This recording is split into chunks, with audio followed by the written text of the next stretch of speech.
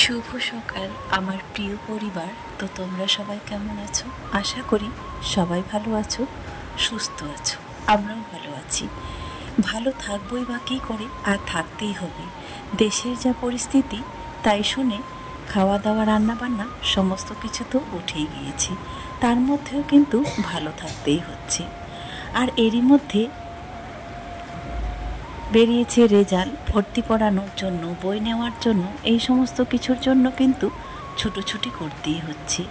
জীবন যতদিন চলবে, জীবনে যতদিন বেঁচে থাকবো, ততদিন টেনশন থাকবে, কাজ থাকবে, ছোটাছুটি থাকবে, জীবনে ব্যস্ততা থাকবে।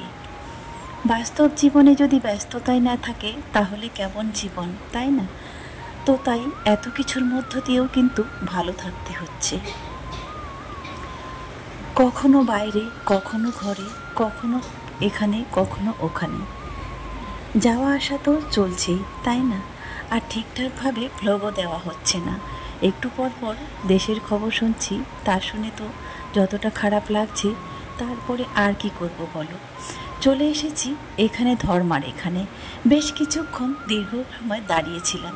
তো কেন এসেছি বলো তো? এখানে কি গাড়ি ধরার জন্য এসেছি? না। তো বন্ধুরা, নেওয়া হয়ে গেছে, এবারে চলছি বাড়িতে।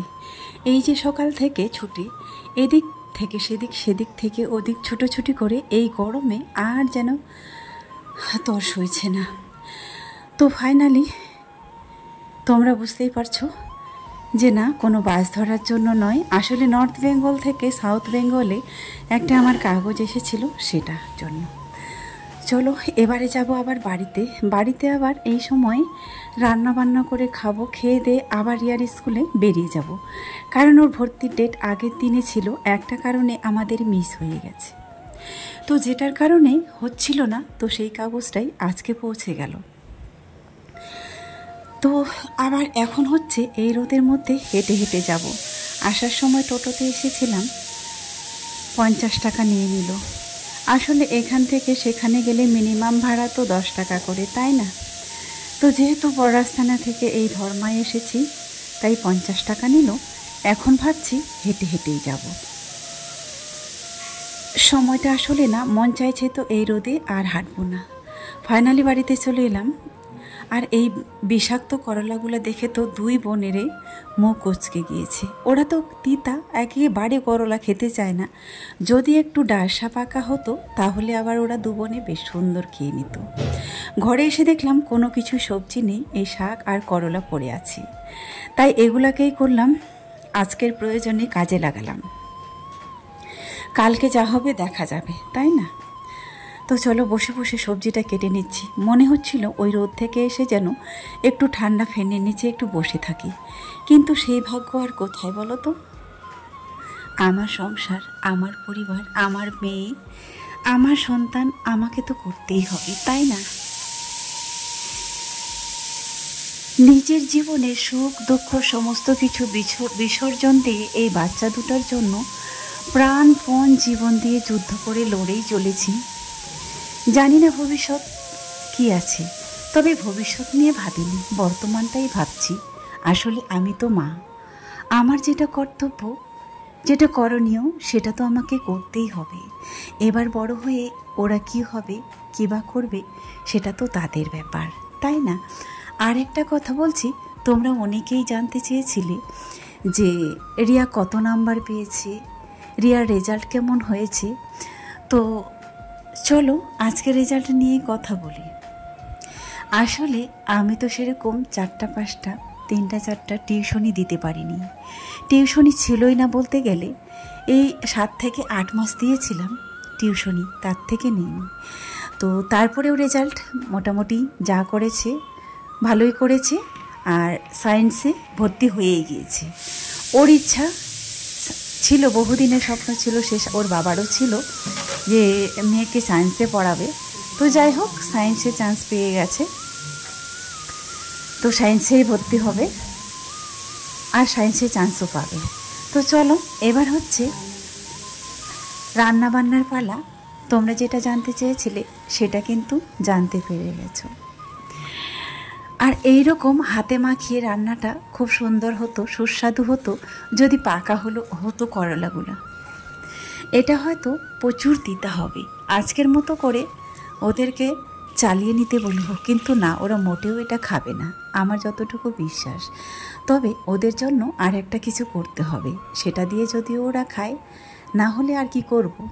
এই গরমে তো একেবারেই খেতে চায় না। আর তারপরেও আবার করলা, শাক ভাজাটাও এদিকে হয়ে গেছে। তো বন্ধুরা, এখানে আসার পরে তো ঠিকঠাকভাবে ব্লগ শুরু করা হয়নি। তোমরা তো দেখতেই পাচ্ছ গত 7 দিন হয়ে গেল কোনো ব্লগ এখনও পর্যন্ত দিতে পারিনি, কারণ এই কটা দিন এত ব্যস্ত যাচ্ছে।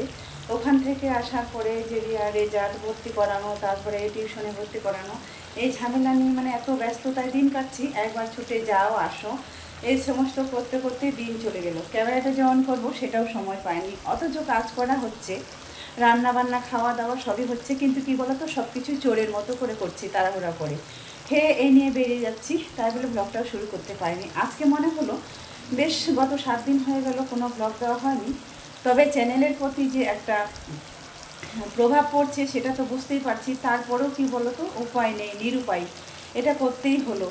তো চলো আজকে শুরু করেছি। শুরু বলতে এইমাত্র করলাম, সকাল থেকে কিন্তু তবুও শুরু করা হয়নি, এই রান্না বান্না দিয়ে আর কি শুরু করেছি। তো চলো দেখো। তারপরে করে নিলাম 2 বোনের জন্য একটু ডাল সিদ্ধ। এই ডাল সিদ্ধটা যদি একটু পাতে দিই, 2 জনে চেটেপুটে খেয়ে নেবে। আসলে বাচ্চারা যখন খায় আর মা যখন চোখে দেখে, বাচ্চার খাওয়া দেখলে, বাচ্চার সুখ দেখলে মায়ের তো এটাই স্বর্গ সুখ, তাই না? আমারও মনে হচ্ছে এইটুকু যদি একটু করে দিলাম, এইটুকু দিয়ে যদি ওরা 2 বোনে যদি পেট ভরে খেয়ে নেয়, তাহলে ওদের নয় হয়তো আমার পেটটা ভরে যাবে। এতটা শান্তি পাবো কিংবা এতটা তৃপ্তি পাবো। তো আমি তো মা, তাই না? আরেকটা কথা এই মুহূর্তেই মনে পড়ে গেল। আসলে সন্তানের ভাগ্য লেখাটা বিধাতা যদি মায়ের হাতে পেনটা ধরিয়ে দিত, তাহলে আমার মনে হচ্ছিল কি জানো তো, পৃথিবীর সমস্ত সুখ আমার মেয়েদের ভাগ্যে আমি নিজের হাতে লিখে দিতাম।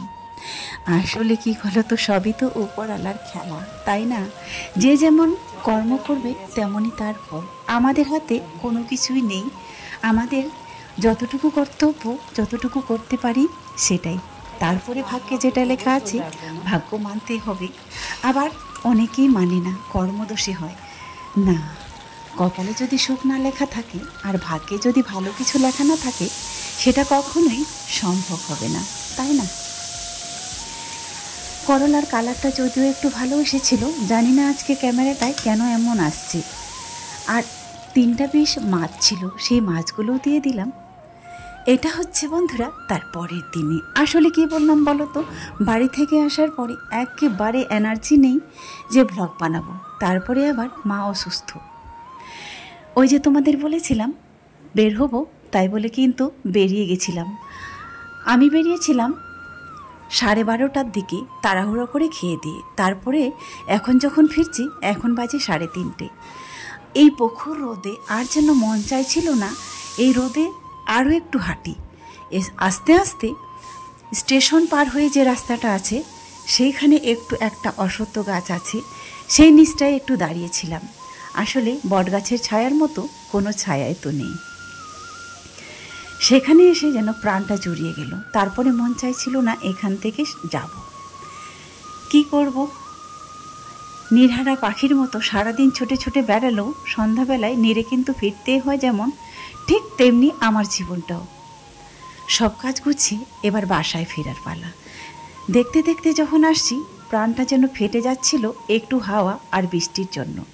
সত্যি চাইতে না চাইতে বাড়ি ঢোকার আগেই মেঘলা আকাশ, মেঘ যেন ঘনিয়ে আসছে আর হাওয়াও দিচ্ছে প্রচুর। এটা আমার বাড়ির খুব কাছাকাছি, তাই একটু এখানে আরও দাঁড়িয়ে গেলাম, তোমাদের সঙ্গে শেয়ারটাও করে নিলাম। মনে হচ্ছে ড্রেস চেঞ্জ করে মুখ হাত ধুয়ে একটু বেলকনিতে বসবো, যত হাওয়া আসে সমস্ত কিছু বসে বসে উপভোগ করব। কি সুন্দর হাওয়াটা দিচ্ছে দেখো তো। আসলে আমার মনে হচ্ছে গোটা বিশ্বের কাছে যেন এই মেদিনীপুরের তাপমাত্রাটা হার মানাবে। কদিন আগে আমি যখন বাড়িতে গিয়েছিলাম, বাড়িতে যখন বেশ কটা দিন থাকলাম, আসার আগে আগে কি যেই কটা দিনে থাকলাম, বিশ্বাস করবে না তোমরা হয়তো, শেষ রাতে 2টার পরে আমরা কিন্তু গায়ে ব্ল্যাঙ্কেট কিংবা অন্য কিছু গায়ে নিতাম, এত ঠান্ডা। আজকের মতো শেষ করছি, সবাই